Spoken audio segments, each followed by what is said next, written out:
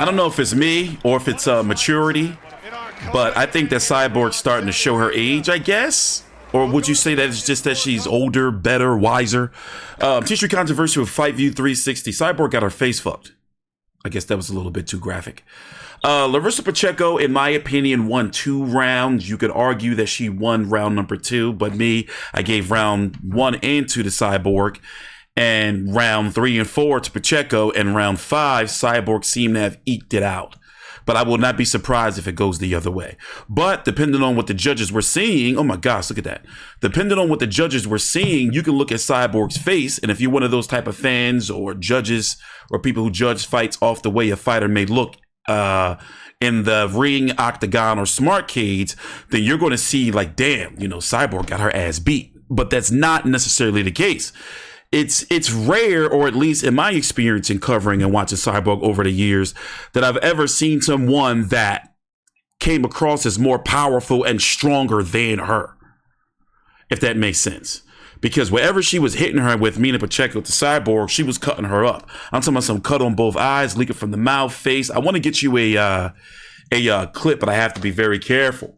So far it's been a long day in combat sports. UFC is on right now. PFL, Night of Kings is on, another Saudi event. By the way, the Saudis are now in cahoots with the UFC, the PFL, Top Rank Boxing, Golden Boy Boxing, Matchroom Boxing, Queensberry Boxing, the WBA Boxing, WBC Boxing.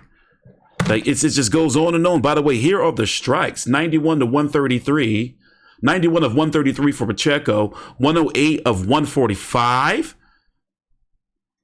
for Cyborg. So she was connecting that much. Okay, interesting.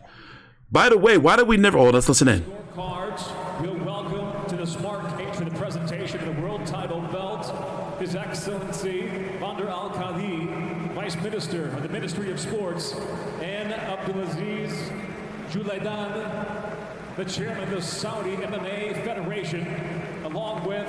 But they're making their own belts and everything. Operations Ray Seppo.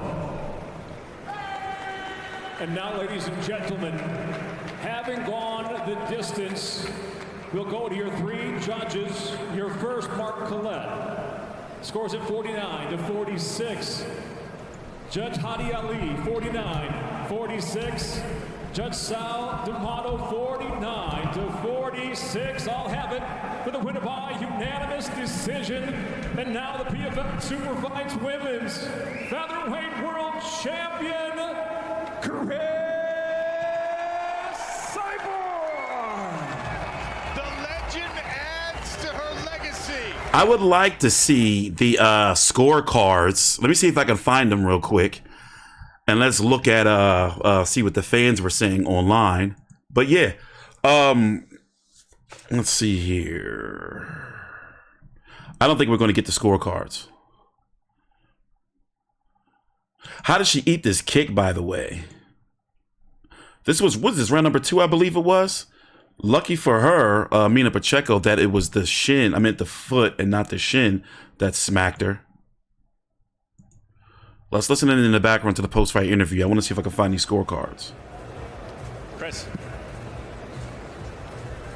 Nobody's saying I am here with the winner. Pacheco got robbed. A phenomenal fight. What was the exchange there right there between you and Larissa? Man, say Larissa, man, she's a legend in sports. She started, and she's a big name in sport. She punched really hard. She's a really good fighter. It's a pleasure for me. I'm the old generation. Look at her face. Look at her face. Look at her eyes. Man, I'm really thankful to be here. Thank you, everyone, Saudi Arabia. You guys give much love for me. I appreciate every single one. All glory to God. He's everything for me. I do for motivate the girls. I'm here fighting Saudi Arabia for motivate the girls, fight for those overcome your goals, obstacles, everything. I'm really happy.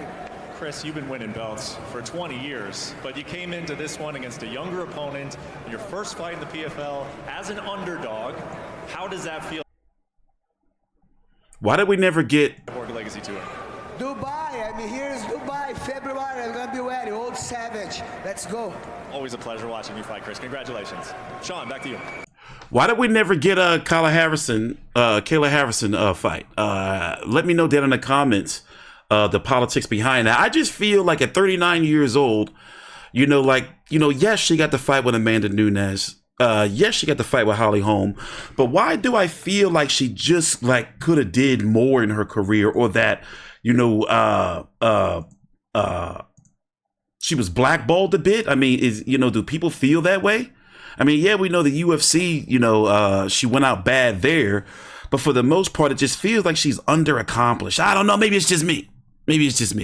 By the way, also, there's some big time boxing matches she can get too.